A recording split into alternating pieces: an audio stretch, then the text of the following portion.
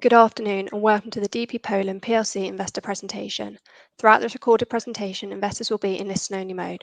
Questions are encouraged and can be submitted at any time via the Q&A tab situated on the right-hand corner of your screen. Simply type in your questions and press send. The company may not be in a position to answer every question it receives during the meeting itself.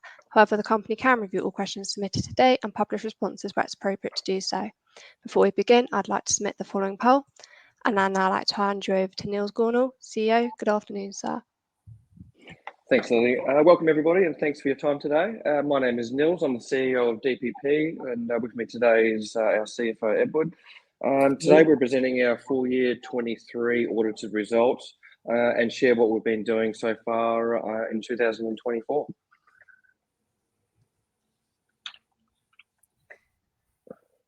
Sorry, trying to find the right button. There we go. Okay, so look, it's been 2 years now that I've been with the company. You know, the foundations for growth have been set. Now we're in the building stages and ready to open up as many outlets as we can and really take this business to the next level. You know, we've changed the game with order count growth, 40% over the last 2 years. It's some big numbers. And the good news is the momentum continues this year.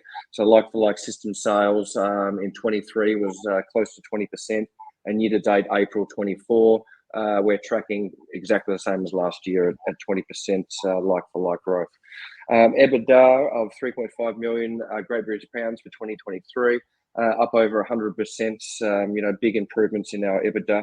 Our network of stores are becoming much stronger. As our order count has increased. We've strengthened our franchisee departments with some new staff and new systems in preparation for expansion. And on the back of the fundraise, we'll share our updates on delivering 200 stores and upgrading our network. Okay, so 2023 financial results. So group revenue, this includes our corporate store sales and franchisee revenue.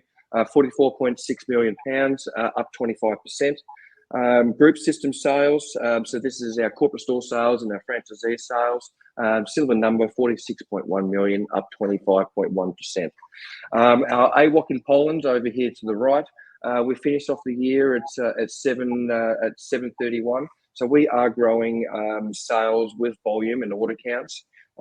So, you know, with order counts up 19%, we're nearly growing 1 for 1. So, you know, we're really happy with growing with volume. It's a sign of a very healthy business. Q4, you know, we passed the AWOC of 800, so we surpassed 800. The momentum has continued this year in 2024. So, you know, year to date, April, we're just over 800. And we'll share our March and April results, which are very positive. Group EBITDA, Edward will share some information on that, but we're up over 100% on the year before.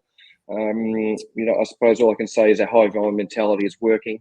You know, the unit economics are becoming healthier, and store volumes still have a lot of growth ahead as well.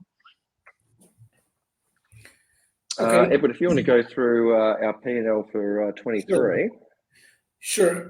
Hello, everyone. A couple of words about the P&L and the structure. What was the main drivers of the last year result? So top line 25% is the growth both in sales and in the revenue. What is very positive is the like-for-like sales growth and volume growing in Poland. The sales growth was about 20%, and it's almost equally spread over delivery and non-delivery channels. That is proof that the business is growing as a whole, not a specific channel. And what is even more important is the fact that it's driven by the volume in the high inflationary pressures over the 2022 and 2023. We were able to convince consumers to come to us and deliver them the services that were well perceived by the consumers. That is also reflected in net promoted scores that grew almost by 30%. Below the revenue, we have a structure of different cost types. Cost of goods sold, which is the food cost, is one of the biggest elements, the biggest driver of the cost structure. It grew almost 18%, but comparing to the top line is growing slower than the top line. This connected with the dropping prices and with the inflation that stopped growing so fast since May 2023. We got automatically a breath in the food costs, and that's translated to the group EBITDA. At the same time, we had the pressure in energy and payroll costs. The electricity went up over the whole Europe in 2023. We partially mitigated this electricity price pressure by having some of the contract spotted, some of them fixed. So there was an internal hedge. And this growth that you can see here is something that we predicted for 2023. In regards to the payroll and social charges, we grew 32%, which is more than the top line. But this number consists of two major factors. The first one is the volume growth. So 0 hours contracts had to grow because of the volume growing almost 17% year on year in the like-for-like business. And the second biggest factor was the minimal salary increase that is driven by the legislation in Poland. From 2022 to 23, the increase was almost 18%, which had a direct impact on the payroll and social charges. At the same time, we look closer to the HQ structure of the payrolls because of the worse performance in the previous years. The people were underpaid versus the average on the market. We wanted to reduce the rotations in the teams and increase the know-how and competences staying within the business. So we moved the salaries up to the average of the market. The rotation massively dropped, and we also prepared by that the structures for the further expansions that we are expecting in the coming months. The group EBITDA is 3.5 million, which is doubled the EBITDA from the last year. This is the post-IFRS EBITDA. The pre-IFRS EBITDA amounted to 0, which is in line with the market expectations. The recent market expectations quoted 0.4, if I'm not mistaken. For the pre-IFRS EBITDA, we see this trend continuing in 2024, about it a bit later. Below the EBITDA, one of the major factors that is worth mentioning concerns the other non-cash and non-recurring items. It's in majority connected with the adjustments of the rights of use assets related to network optimization in Poland, and IFRS 16 adjustments to lease liabilities connected with the indexations. And this is the line where we also recorded or recognized the penalties for earlier exit from some of the contracts from the stores that were located in the malls. And the long term, they were not capable to be profitable. So that is connected with the optimization of the store network in 2023. Loss for the period is 3.5. This is an improvement of almost 20% year on year. Looking forward to the future with improving P&L structure. Looking into the balance sheet, the non-current asset hasn't changed year on year. There is just an element of small amortization. In the current assets, the biggest change concerns two lines. Trade and other receivables increase is connected with the VAT tax refund that we are expecting to happen in Q2, Q3. And cash and cash equivalents drop is connected with the use of the previous fundraise from 2022. We use this cash for the investments over the 2023 for different activities, from TV ad campaign beginning of the year through the store openings, optimizations of the different systems and processes. On the current liabilities, we have one major line, which is a swap of the borrowings from current to non-current to current assets, to current liabilities. This is connected with the recording of the liabilities on the audit date, which is 31st of December. Post date, we got the extensions of the loan from Malacca until mid-2025. And partially this loan has been paid off, and it happened at the end of April 2024, which is a month ago. Currently, we stay with 2.8 million loan from Malacan, our biggest shareholder, and it is due in end of June 2025. Niels? Thanks, Edward. Okay, so update on the Polish numbers. So as I said, our AWOC is skyrocketing, and we expect a really good year. So full year 23, our AWOC ended up at 731, up 19% year on year. Year to date, April 24, with our AWOC's at 802. So we've finally surpassed the 800 March and April. We're at record highs. System sales, our sales grew together with orders, a sign of a healthy business, just as we did last year as well. System sales grew by nearly 20% in 2023, and our 2024 numbers remain the same as last year at nearly 20%, and like for like order count is at 17%. So, really encouraging to see March and April sort of at the levels of Q4 last year. Q4 last year was a record for the company, and you can see here March and April, so early in the year, we're already sort of hitting our record numbers so soon. So we've got the football starting here, and if we can have 20% growth on top of our Q4 numbers, we're expecting a really massive year.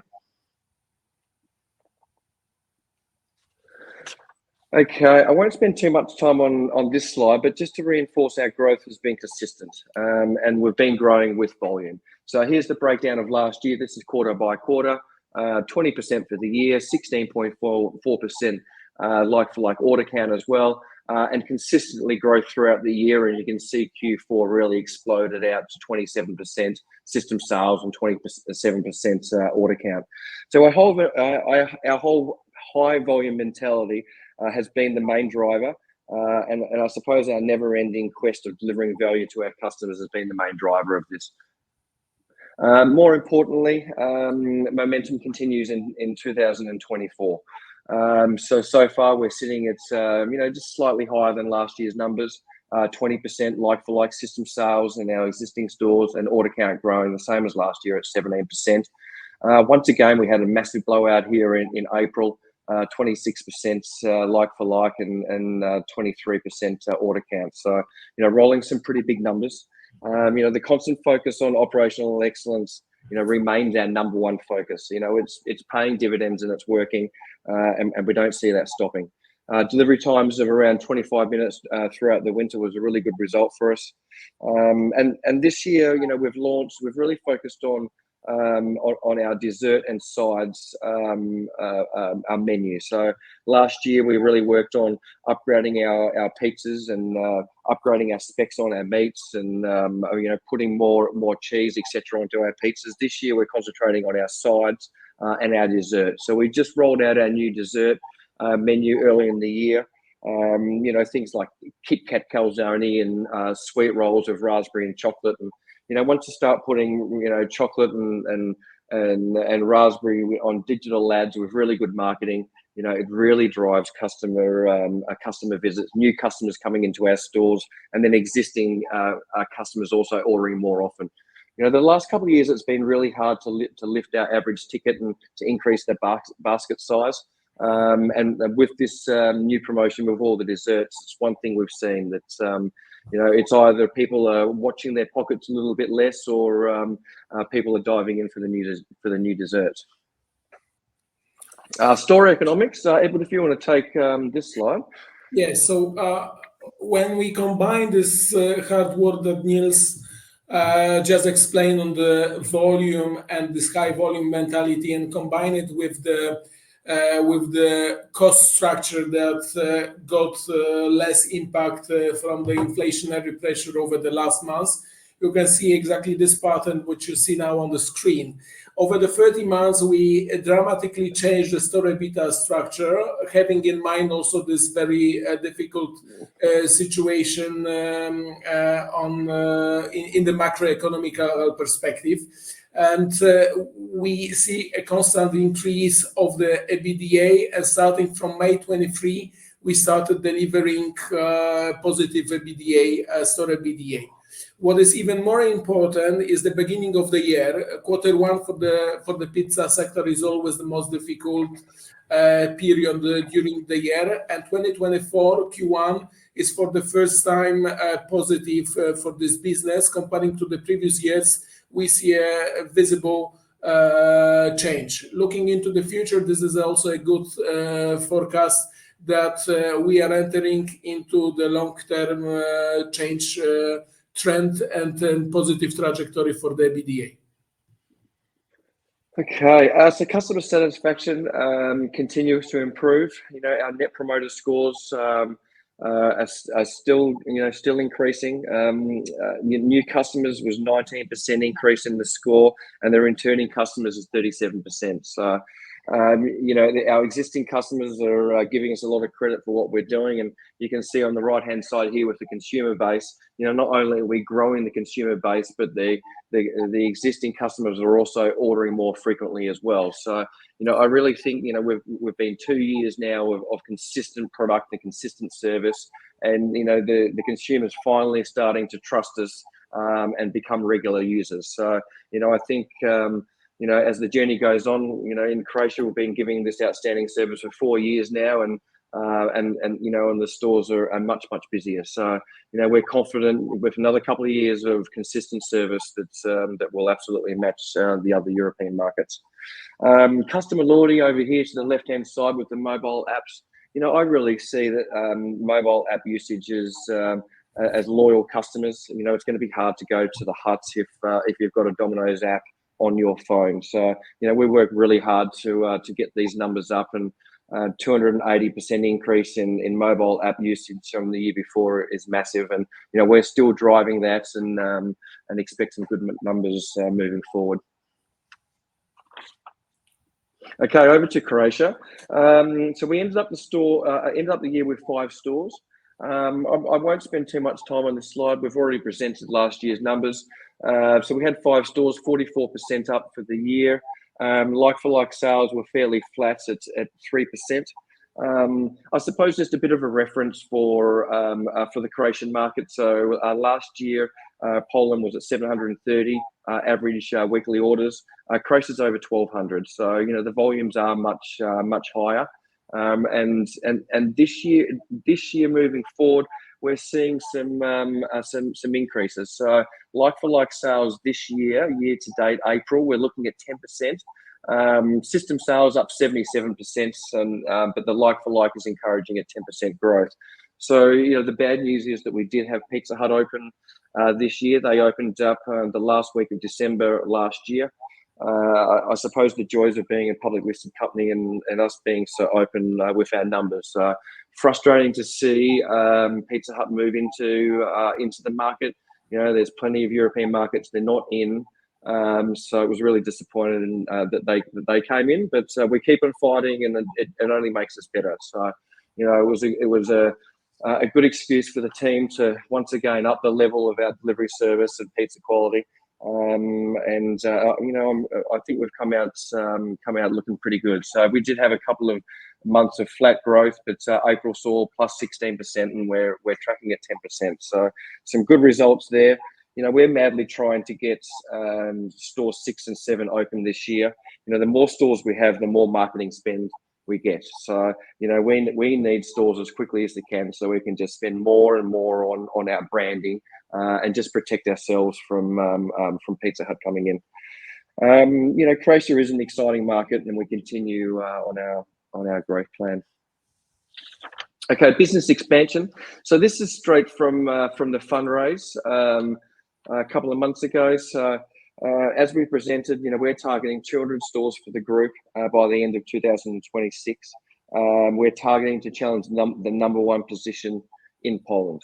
So our goal here is to replicate the success of all the other Domino's markets. We know what's successful. We know how to do it, and it's just a matter of time of us bringing that into Poland.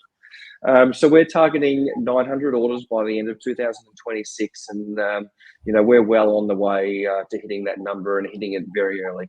Number of stores, we're going for 200, and we'll share on the next slides our progress on that. Franchisee share, so not too much to share with that. We'll have more information next time we present, maybe later in the year, September. I suppose all I can say now is that we're really thrilled with the newest employee that we've taken on board. We've headhunted a gentleman with 20 years experience in QSR and franchising in the Polish market. So he comes with great experience. So he's just started with us.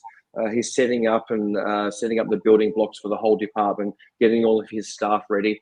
And then we'll be out there. We'll be out at expos, and we'll be trying to bring new franchisees into the system, and then we'll actually have a department that can facilitate the sell down of our corporate stores. So new store openings and network upgrades. So since the fundraise, so we've opened up one store so far for the year in Wrocław. It's opened up very well, great sales. We couldn't be happier. We've got 7 rent contracts signed, and now the plans are in the government, just waiting for approvals. So we expect those stores to open in Q3 and Q4 of this year. We have 5 more locations that's with legal at the moment. So, we've got 12 locations that we've committed to, and we expect to open up later this year. We also have, we've got 17 in the pipeline for full evaluation at the moment, all at different levels. But that pipeline keeps on evolving and keeps on growing. So, like I mentioned in the fundraise, the development here in Poland is massive. We've got 40,000 people throughout Poland. We should have 500 stores. So finding good locations in the right places without taking sales away from our existing stores, we're finding at this stage very easy. So we feel that our Polish store opening is on track, and we'll hit the numbers that we expect. As I mentioned, in Croatia, also for 2025, we're working with a lot of new development. So we've also earmarked 5 locations for next year that we've committed to. As soon as that development is finished, we're straight in there and getting in early. We've got the good corner sites, full visibility, good signings. So we're well into the way for next year's openings as well. As I mentioned, we have 2 locations in Croatia in planning, and we expect to have them open in Q4 this year. Store refurbishments. Since the fundraise, we've finished 1 store refurbishment. We've got 2 booked in for Q3, and then we've got 3 booked in for Q4. We are also still actively searching for acquisitions to speed up the growth. So when we have some news, or if any news on that, we'll certainly bring it to the market. As you can see, the team's busy, and Q3 and Q4, we should see 10 to 15 new stores open in the Polish market. On the back of the fundraise, as committed, we continue to make investments in the company to make it stronger, more capacity, and to bring savings to the company. So our flour silos and our wood commissary will be in operation in July. Bringing down the cost of our flour and reducing the labour costs as well for our dough production. We've just ordered some new equipment in our wood commissary to increase our capacity of our dough production. Once again, we're going to be making more dough in a smaller period of time, bringing down our labour costs. We're also investigating. We have some opportunities for extra white space in our Warsaw commissary as well. So we're just investigating that at the moment. Optimization in our stores. So a big project we've been working on is the automated order placing of aggregators. So we're doing nearly 20% of our sales through the aggregators, and at the moment, we're still bringing the order onto the iPad, onto the tablet, and then manually putting it into our system. So we're rolling that out now. We've got a few stores to finish, and then the whole system's done, and that just brings the order straight into our online ordering. Removing mistakes, human error mistakes, and also removing labour. We can take off a whole employee off a Friday, Saturday, and Sunday, and once again bring our labour costs down. We've invested in cash collection process. small labour savings, and also reduces our theft, and automated employee contract warehouse, just to take some pressure off our legal and HR departments. On the back of the recent fundraise, we went to the market trying to fundraise £16 million. It was well oversubscribed, more than double. So we did increase the fundraise. We increased it by 4 million, and we paid off that debt. So we paid off the debts from the Melican. We paid off 60% of the debt, and that was in April. And we're left with 40%. So in summary, 2023, it's been a really successful year for the company, and 2024 is looking even better. Sales continue to increase. Year to date, April like for like, 20% year on year. The growth trend, both top line and the EBITDA, is in the right direction. Our focus on product quality, service, brand image continues to drive sales and continues to drive customer growth. And we see no reason why that would be stopping. Store economics continue to improve as our average weekly order count surpasses 800. And our new store rollout is on track, and we have a long pipeline of potential locations. So that's our presentation for today. We have Alex on the line. Alex, if you want to go through any questions, and we're happy to answer any questions that anyone has. Niels, Edward, thank you very much for your presentation. I may just bring back up your cameras. Ladies and gentlemen, please do continue to submit your questions just by using the Q&A tab situated on the top right-hand corner of your screen.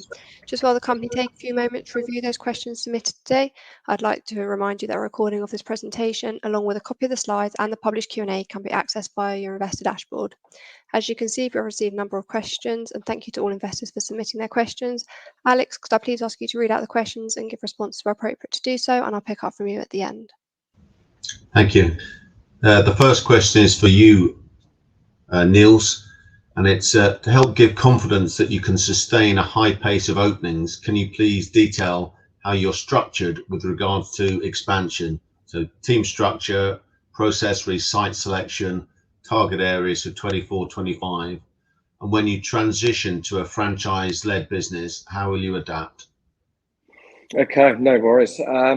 Look, it's just people. So we increased our development department by 2 heads, just to make sure that there was no bottlenecks in what we're trying to achieve here. So, our builders and architects are subcontracted, and they can scale up with our demand. So, we've got 5 builders working for us, and 2 of them can scale up to whatever demand we give them. So we're working with big companies.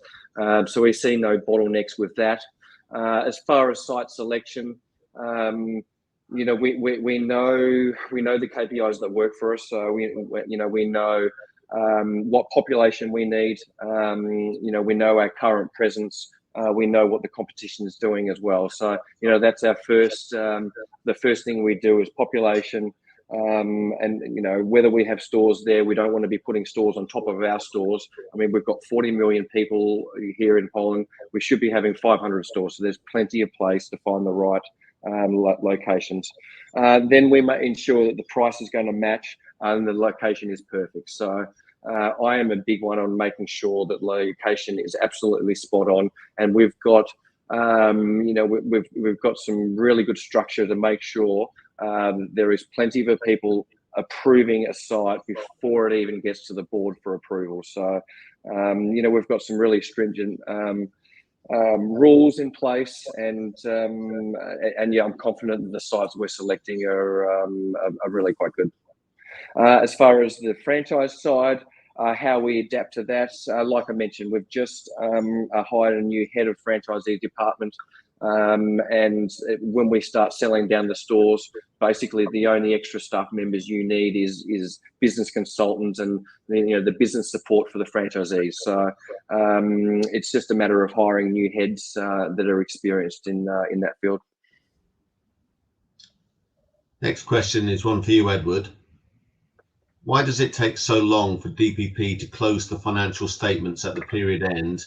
What's your roadmap to shorten this process? When I joined the company a year ago, What I can say is that we improved already the period for the closures for about 1.5 months, more or less. This is what we will face 2024 for the financial statements 2023. When we joined, we've been sitting on 2 companies running 2 different systems. The team was also affected with the high rotation. So over the last 12 months, I think we upgraded the team very massively. We have the rotation stopped there, and we build up the competencies that were missing.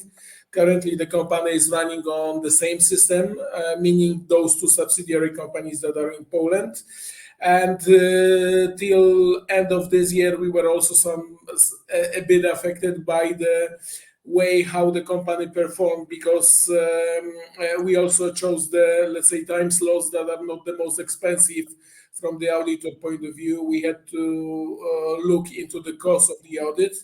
I think that this year, the situation, meaning for the financial statements 2024, which will be reported 25, the situation shall massively change. We are just before the merger of 2 Polish companies legally, so that we will eliminate some non-value adding processes. We should have only 1 audit, not 2 statutory audits in Poland, so it should improve visibly.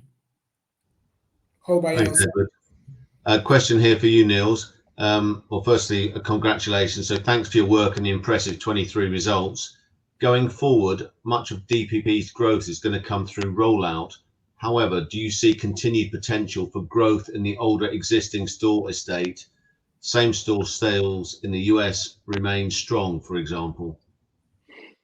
Yeah, well, I mean, you can obviously see it in the presentation today. So like-for-like sales are tracking at 20% for last year, and so far this year we're tracking exactly the same. So, you know, our existing network has got a lot of catching up, you know, and we expect this until we catch our other markets. So, you know, if we're at 800 now and Croatia's at 1200, you can sort of see how many years of double-digit growth we're expecting. And then we'll start hopefully just matching the more mature markets around the world. Thank you. Next question here. Attractive unit store economics will attract quality sub-franchisees. Do you see any barriers to potential sub-franchisees being able to finance their initial setup? And is the Polish banking sector supportive to offering loans to entrepreneurs? Maybe Niels to start off with that, and Edward to come in at the end. Yeah, Edward can talk about the banking barriers for potential sub-franchisees. So, look, I've said it many a times, but the best franchisees that we want are the current people running our stores. And the problem with that is that they are young, and you know they're not entrepreneurs yet, and they come with no money. So that is obviously what the barrier is. So you know, like a lot of markets. We can sell option deed on the store or the management rights on the store, and then help that franchisee save for the deposit, and then they can go to the bank with the deposit and a nice track record. So you know that is the barrier, and there is a way through that. It's worth fighting for because they are the best franchisees. I mean, you know, when I was a franchisee at 20 years old. I didn't have the money either. The same thing happened to me, and look where we are today. Edward, if you've got any information on the banking in Poland. In case of the banking system, definitely this is not something that is easy applicable or available on the market for such young entrepreneurials, but we are currently in discussions with 2 banks that has in their history this kind of a products offered to the franchisees. So it should be easier to find the solutions, how to support and prepare the standardized products for these young entrepreneurs. Probably to some extent, we as a company needs to be the guarantor of the loan. But I believe that in the coming months, we should be ready with some standardized proposal for the future entrepreneurials. Thank you. Question here for you, Niels. The master franchise agreement for Poland expires sooner than some may realise. Are you confident in being able to renew when the time comes and meet the required KPIs? Absolutely. Yes. Yep. Absolutely. I think MFA is mid next year, 25, and then we have a 10-year option at the same terms and conditions, and then at that time, then we add another 10-year option on top of that. So it does seem to be a rolling, but yes, we're aware that it expires mid next year, and yes, we'll be exercising our 10-year option. Croatia is the same sort of setup. We opened the business 4 years ago, so we've got 6 years left on our first option, and then we have a second 10-year option at exactly the same terms and conditions. Okay.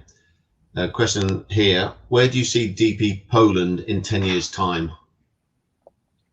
Okay. Well, at the end of 2026, we've got our 200 stores, 900 AWOC. 45% franchise share. So, in 10 years, I mean, the market should be 500 plus. I'd really like it to be 90% franchise. And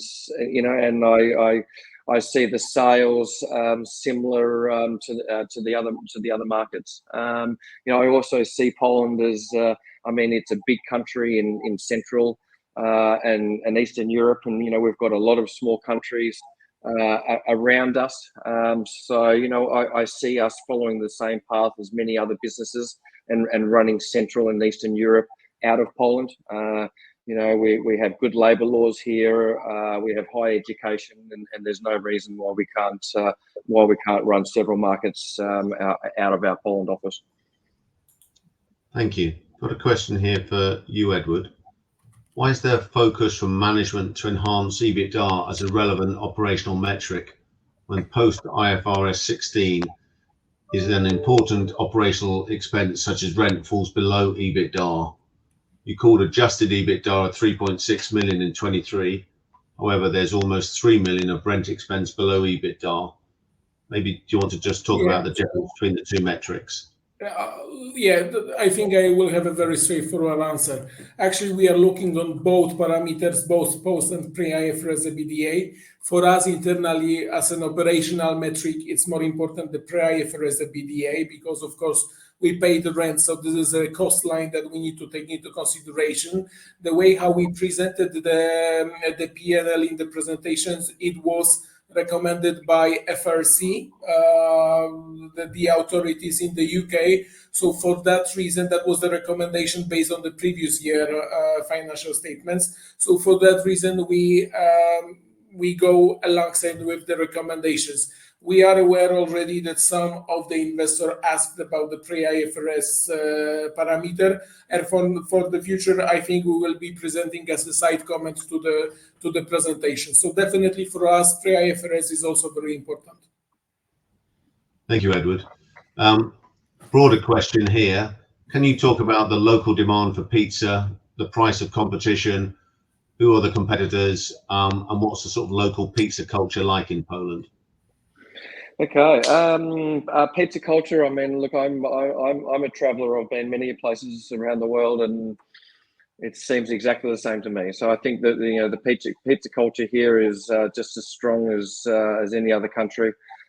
Traditionally, Poland's favourite foods are on the heavier side, so pizza works in with that. So I see no issues there.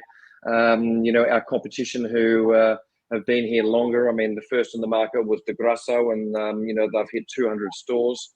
They're a 100% franchise business, so it just shows that you can franchise in this company, and you can hit a big number of stores, with time. So I don't know whether I've answered that question, but yeah. That's great, thank you. Next question. The business has grown to significant scale. This might provide further opportunities for raising debt capital if needed, as opposed to further dilutive equity raising. How do you see this optionality? I think there is I agree. Yeah.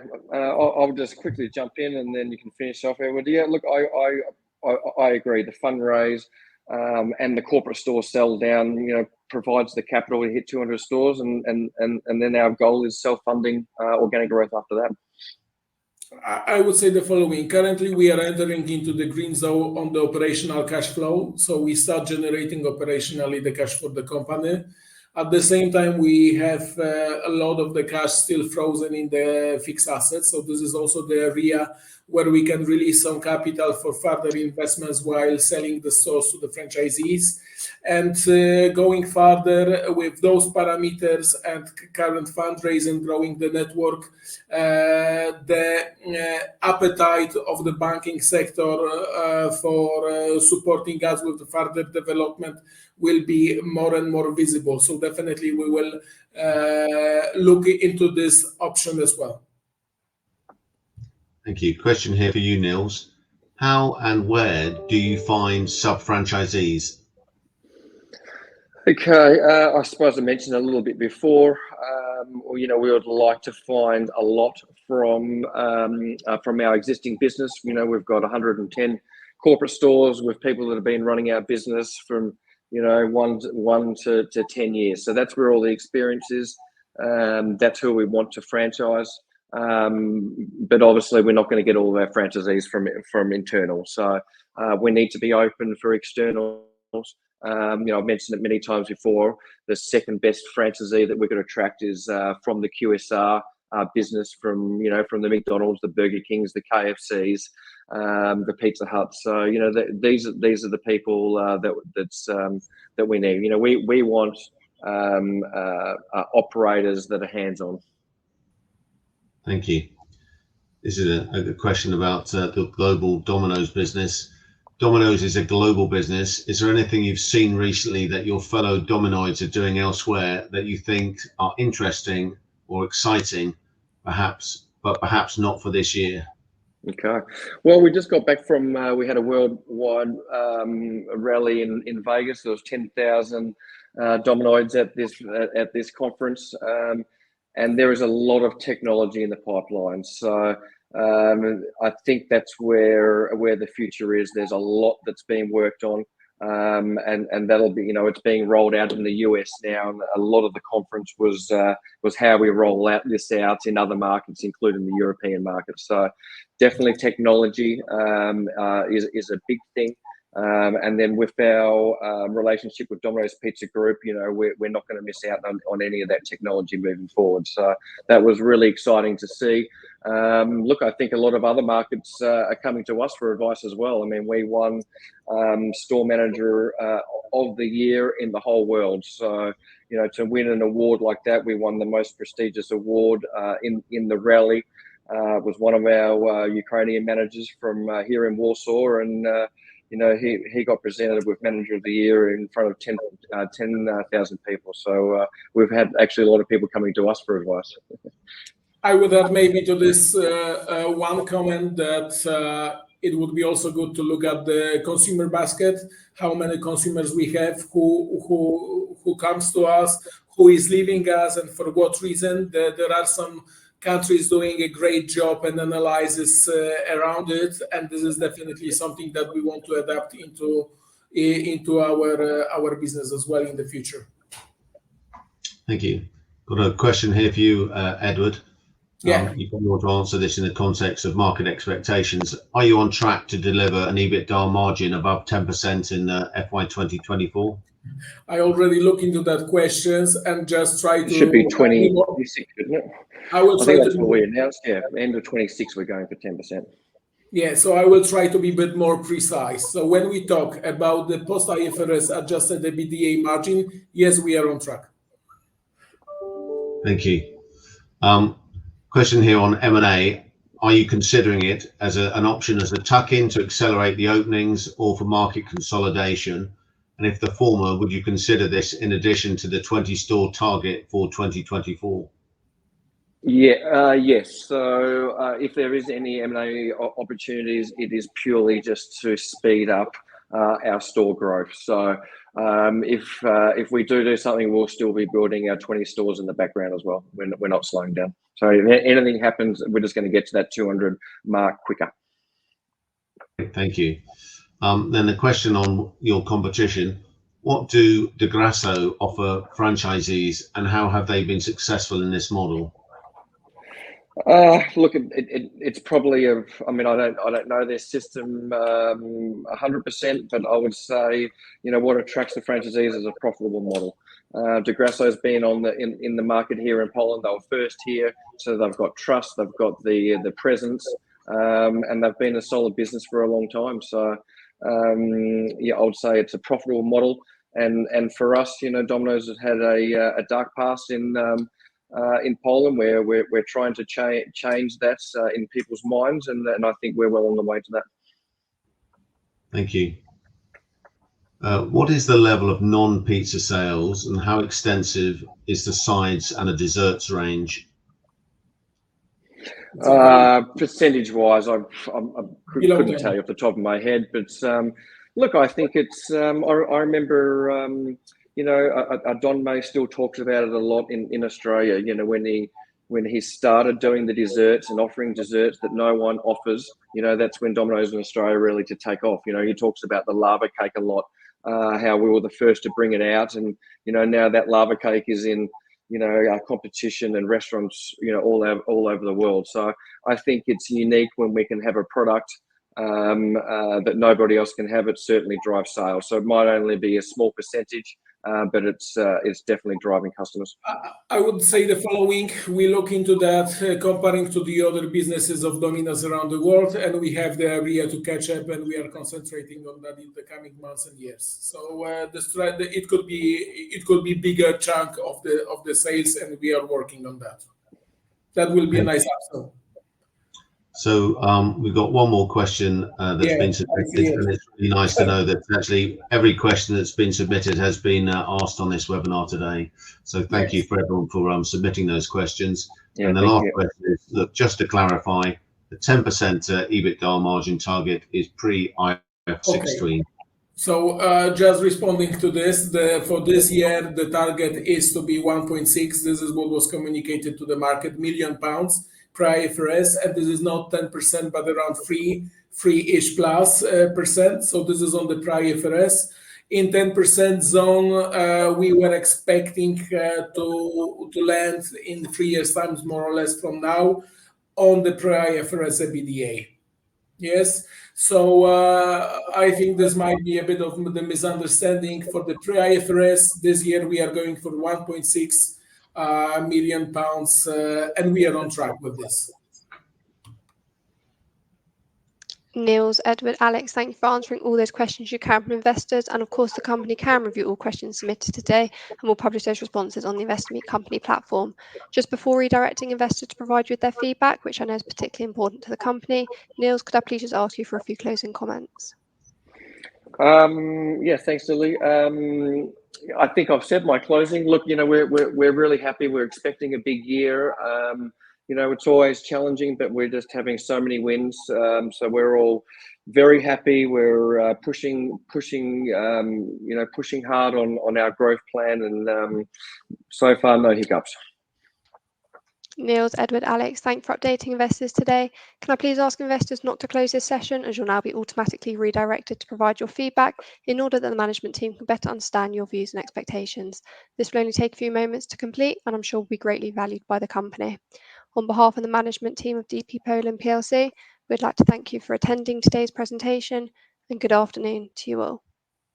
Thanks, everyone.